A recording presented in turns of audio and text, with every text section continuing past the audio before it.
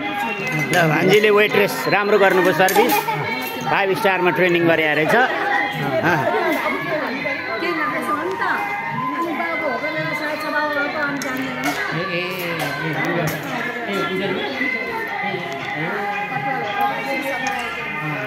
आज रमाइलो थियो